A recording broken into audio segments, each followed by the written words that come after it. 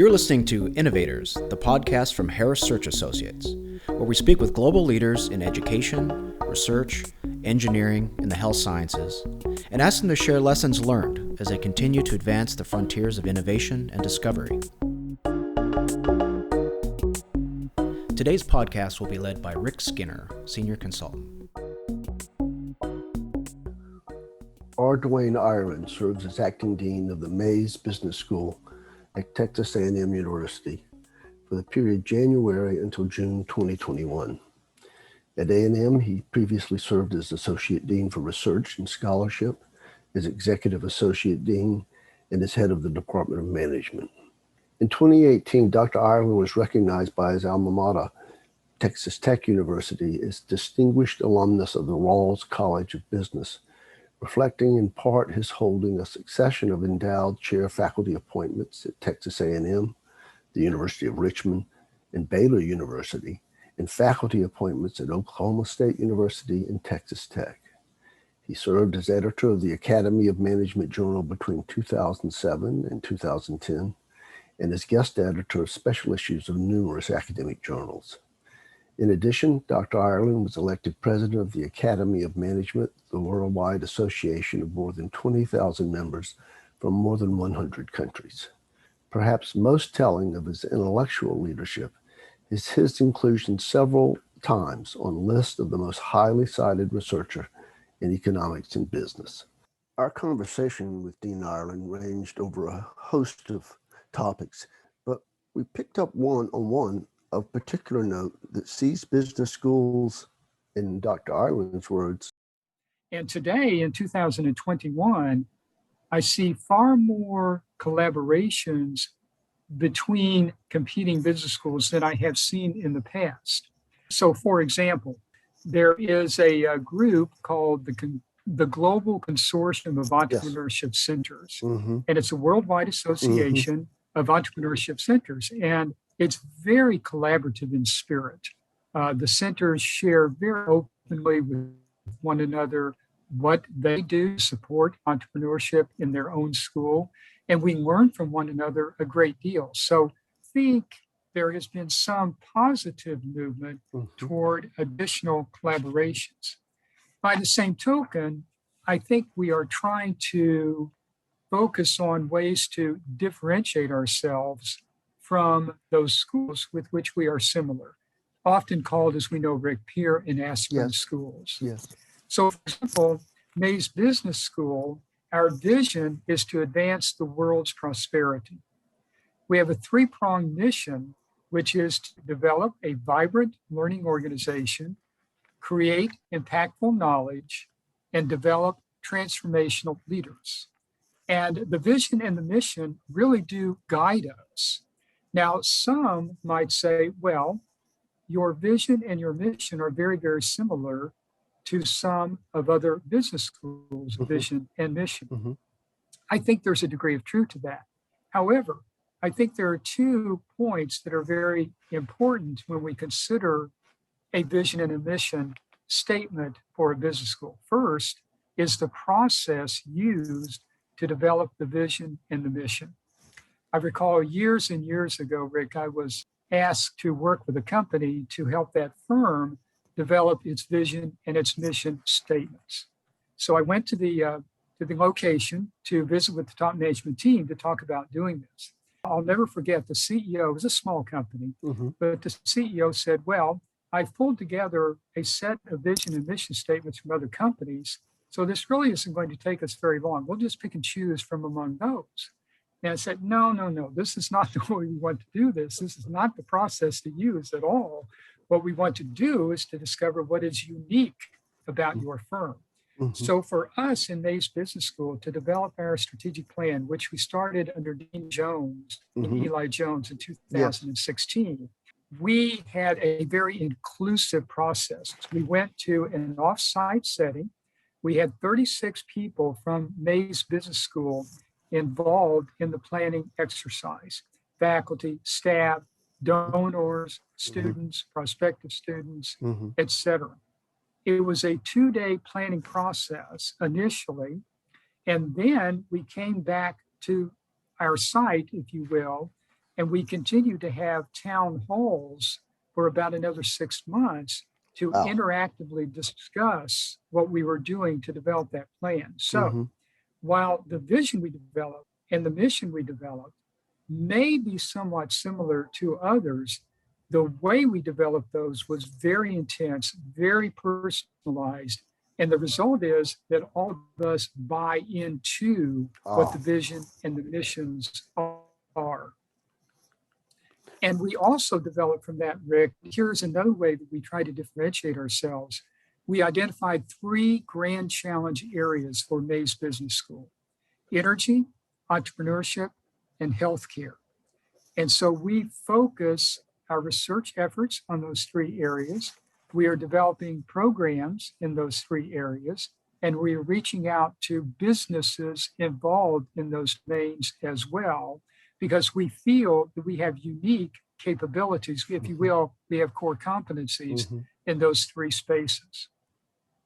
From our plan 2, we identified 5 strategic initiatives on which we are focusing to create value for stakeholders.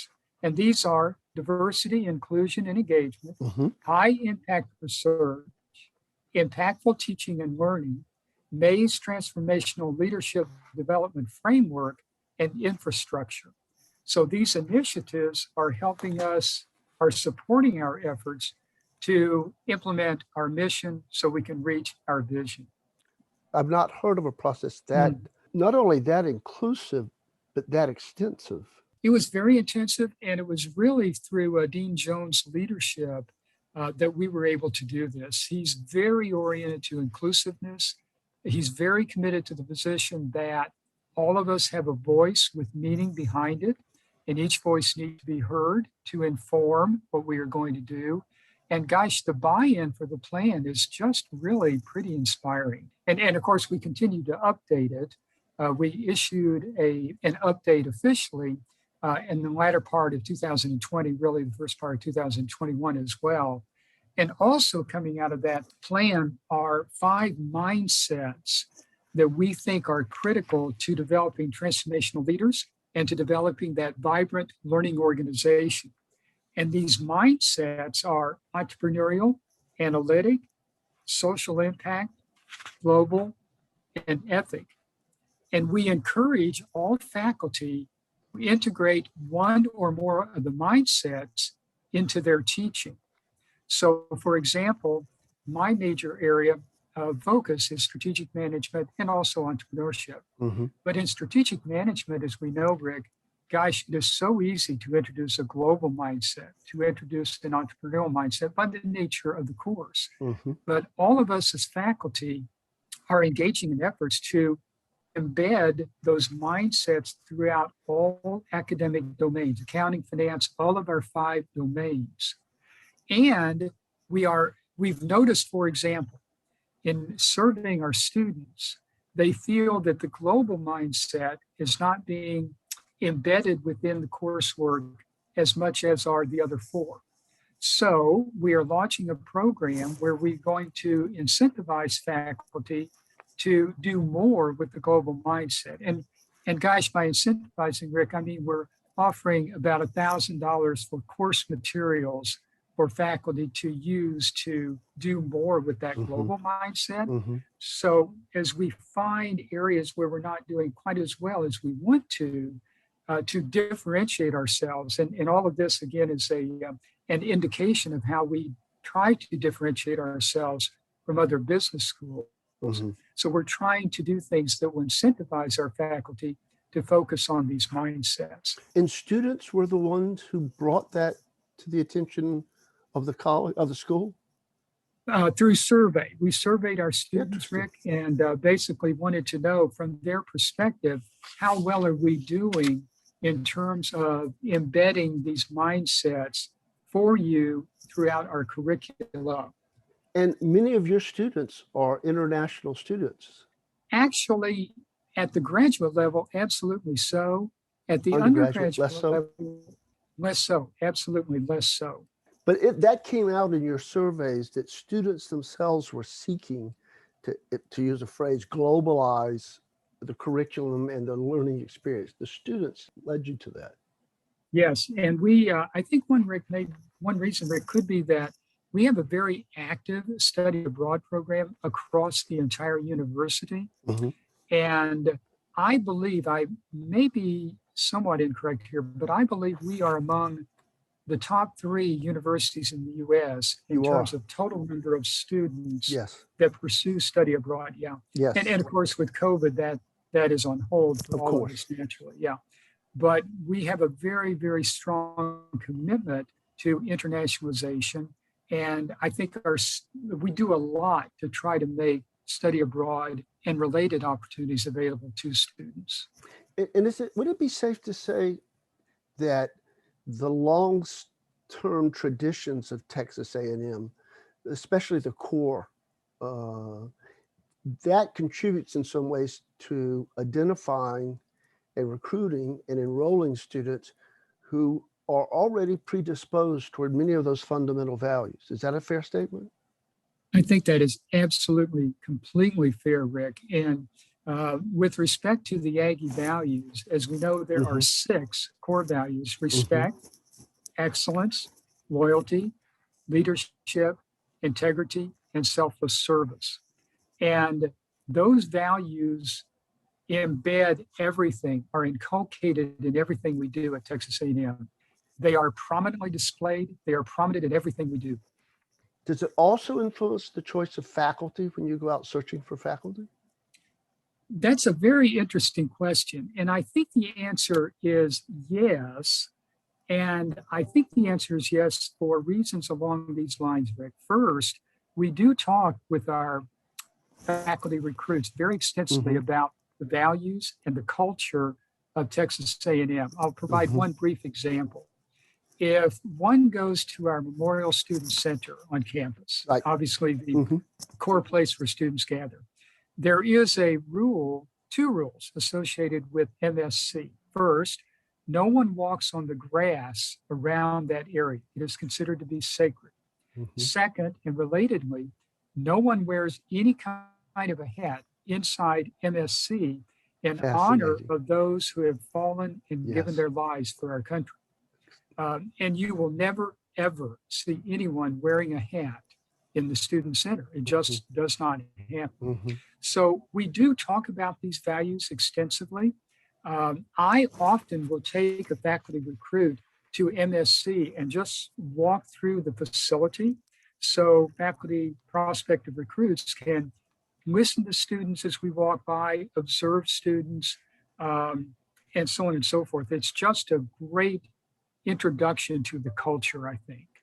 It's fair to say then that to the extent that rankings done by commercial entities have actually, in many ways, if they did not encourage a differentiation, it in fact enabled you to draw on your own experiences, the university's traditions, so that for the student in the Mays School, that student has a great deal in common with students in every other school within the university. Is that a fair statement?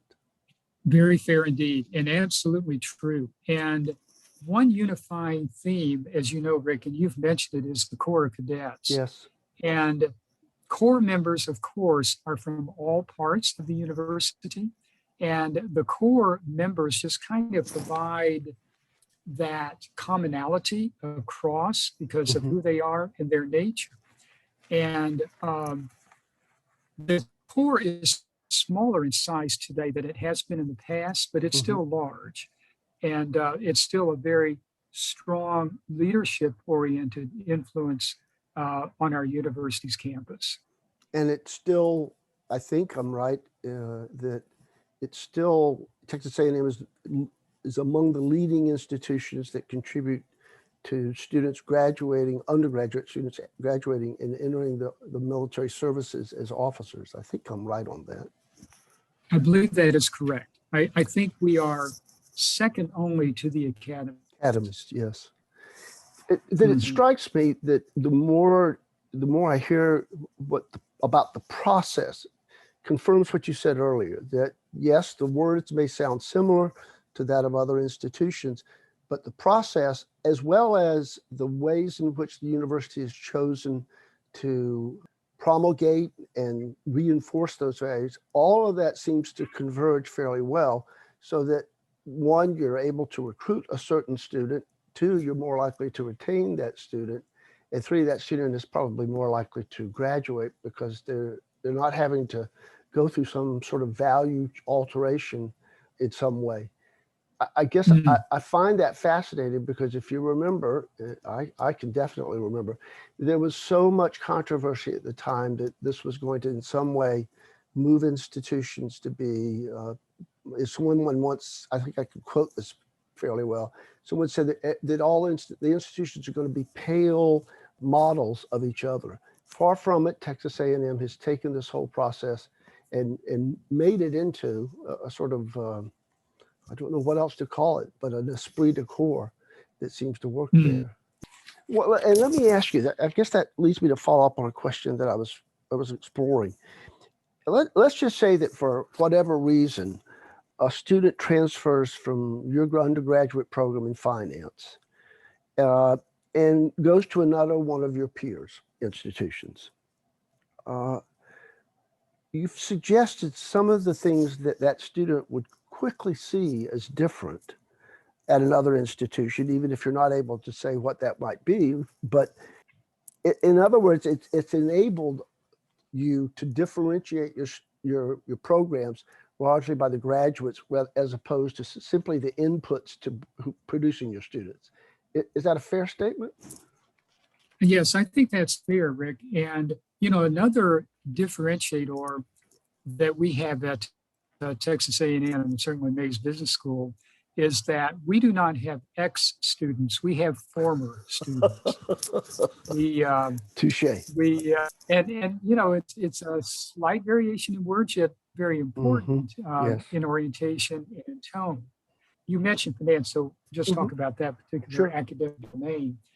Our department head visits students who have chosen finance as a major or intend to choose finance as a major and talks to them extensively about finance as a career option.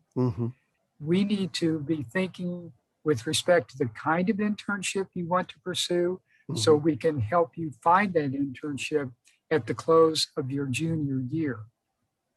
And we also, Rick, have an array of programs, some of which, of course, other business schools offer, perhaps not all. For example, we have the Reliant Energy Securities Commodities Trading Center.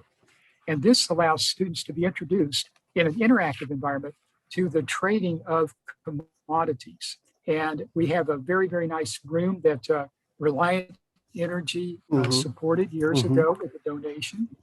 Very active with terminals. Students learn all about trading energy securities through a course that they take. And of course, the classroom is where that activity happens. Students through that Reliant Trading Center can also participate in the Tanner Fund, which is supported by a donor, and trade real funds in an equity portfolio. And we have a gentleman in the local community who owns his own financial planning firm who teaches that class, but it's real trading of real equities. We also have, through our finance department, the Aggies on Wall Street program. And this is where we literally take students to New York City, to Wall Street, and we introduce them to various banking in the investment banking sectors. And these, of course, are students that have done really, really well in their finance major, have chosen to pursue participation in the Aggies on Wall Street program.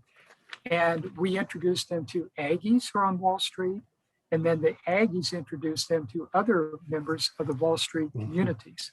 It's been a very successful program for us. I can imagine. I have to just comment on that. In most universities, especially in some of the professional schools, there is virtually no opportunity to move outside of one's discipline. And I'm fascinated at the thought that you've taken two programs that are among the most, accreditation is pretty strong in both of those. Nevertheless, you're talking about students not only being encouraged, but actively encouraged to take coursework and experience outside of the business school. I don't know of many places that either one, do that, and they don't do that because they say, no, that'll take us away from the accreditation. But secondly, you actively promote it. I find that fascinating, especially, and I'll We just kind do. of make a segue here, especially at an institution that is one of the top ranked research universities in the country. And as Mhm. far as I can tell, uses accreditation in almost all of its programs where that's applicable. Where did that impetus come from? In this case, it was it was two students who majored, but there has to be something within the university that allows people to feel free to come forward with that. What is that at Texas A&M? Mhm.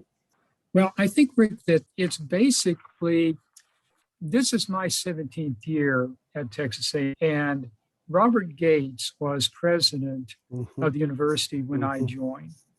And President Gates was very, and it's continued since his time with us. mm-hmm, And President Gates was very, very dedicated to the position that it is through interdisciplinary activity that we will be able to grow and develop and make stronger contributions to stakeholders. We know the story that no one of us has the answer to a problem. The mm-hmm, solution is one that is found through interdisciplinary lens. mm-hmm. And so we've been encouraged at the university level, certainly at the business school level, Dean Jones, but we're encouraged to seek out these collaborations. I can give two quick examples. In addition to our Petroleum Ventures program in the finance department, our finance department also is involved with an MS in quantitative finance.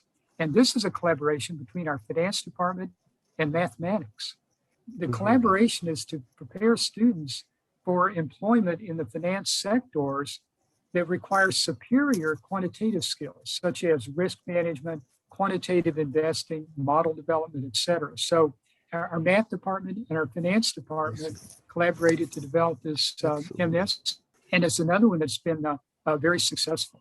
Our previous provost, Carol Fierke, who just Mm-hmm. left to Yes. become provost at, I believe, Brown University, I Mm-hmm. believe. Carol developed what is called the T3 grants. And T3 grants work this way. There must be at least 3 scholars submitting the grant to the university for funding consideration.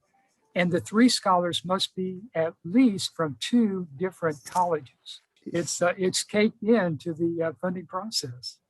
Yeah, I have to tell you, Dwayne, this strikes me as I guess, quite surprising. And let me just take a moment to tell you why I find this a little bit surprising. And on the other hand, I see some other areas of academia that have done this.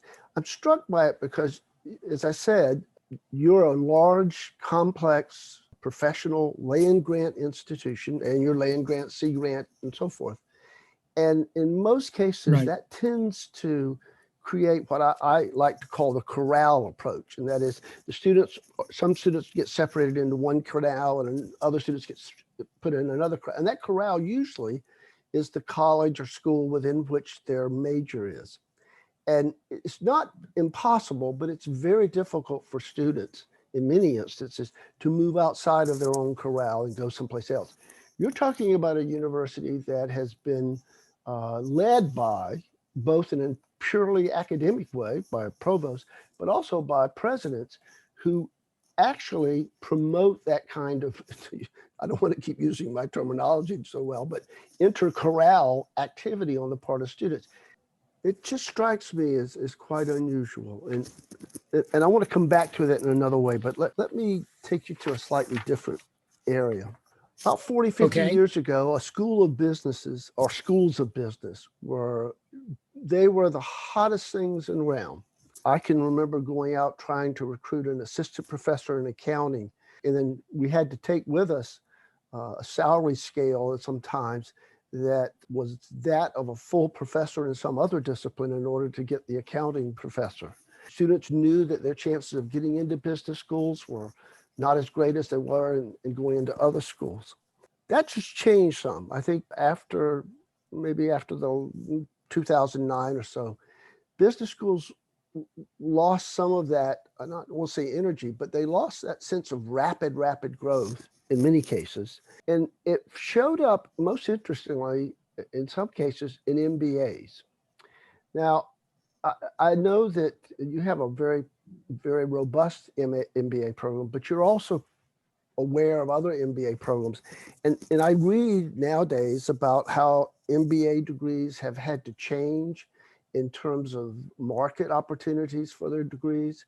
I've heard of developing of schools of business that feel they have to develop very specialized programs to, in some way, gain enrollment.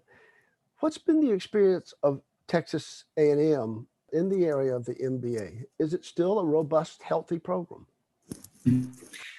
I think you were right. I think we need to continuously, not just us, but all MBA programs, but certainly us, we need to continuously reimagine the MBA.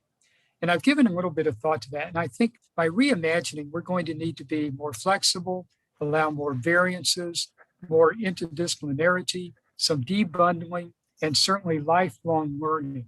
And I think there are various things that we can do with respect to all of those issues. And of course, with remote learning, we know that students seem to be saying that they want to be online, but not alone. So I think all of us are challenged to figure out how do we build a culture, a collective spirit within students that are taking remote courses. I think too, Rick, with respect to lifelong learning, I believe one, and certainly I can be wrong, but I think we've had very, very preliminary discussions, and I know other schools have as well, I'm sure, about, if you will, a subscription model to lifelong learning. Yes. Whereby students would pay, an annual fee, a semi-annual fee, in order to have the option to take courses in data analytics, to take courses in investment management, whatever it may happen to be, but take a suite of courses that would allow a student to develop a specific skill set that the student feels he or she at a point in time. And then maybe 2 years from now, come back and take a different set of courses to develop a different skill set. But I think that subscription model to lifelong learning is something that MBA programs can address very easily. Again, we've not had serious discussions about this, but I believe we will. And I think, as always, if you will, the devil is in the details, figuring out the implementation. Just a quick comment on that. I used to give a speech, and I promise I won't do it now, but it was called The Age of Learning. And I argued that any individual getting ready to enter the workforce for the first time had best be prepared to spend the rest of their life learning. And the rationale for that was that knowledge is being produced at such rapid rates and so forth.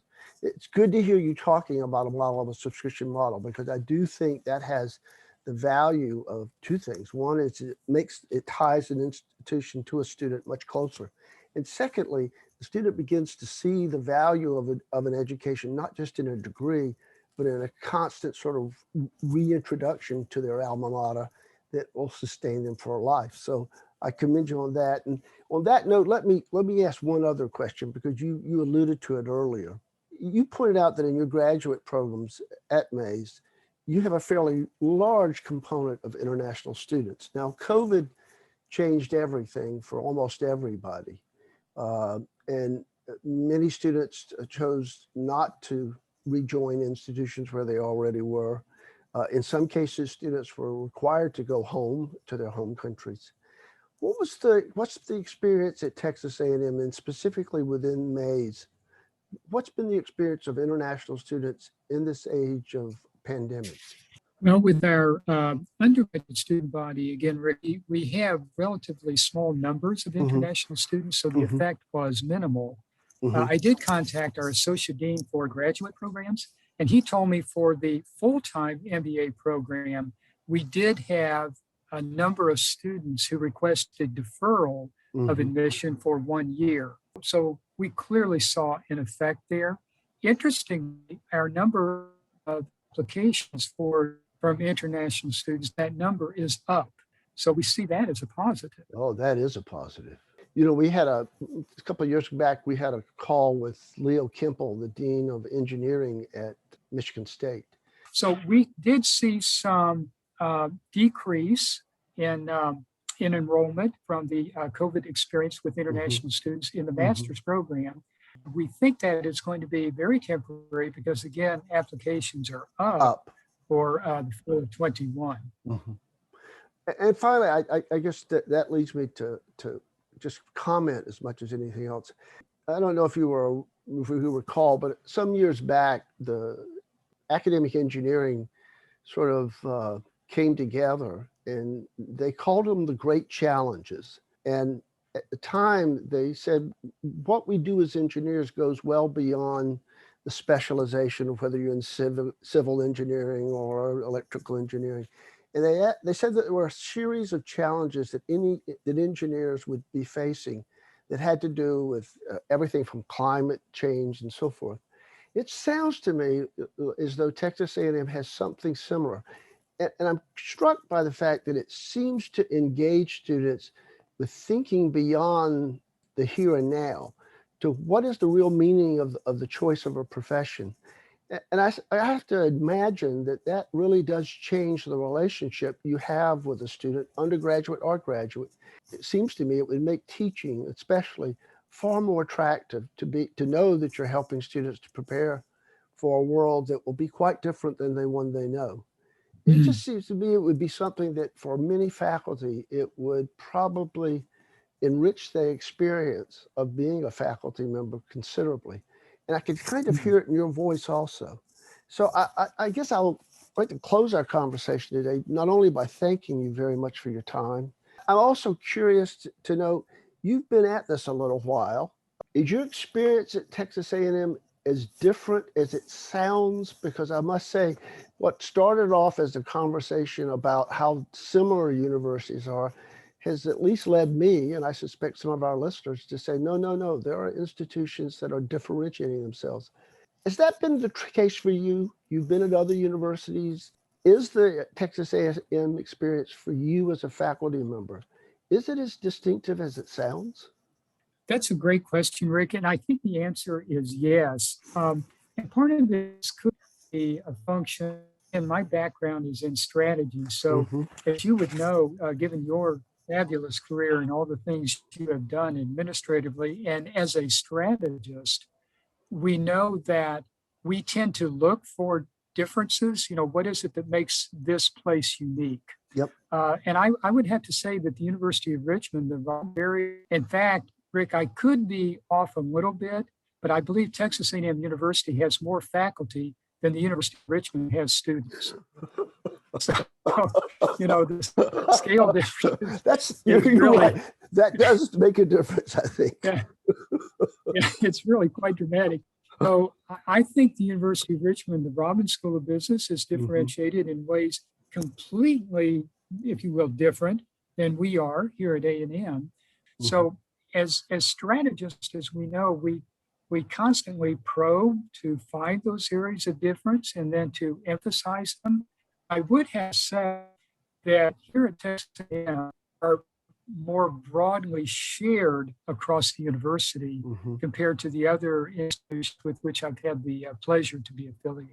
It's fascinating. It's I forget, student enrollment now is 50,000 or so. Here in College Station, I think we're about 61,000. Wow.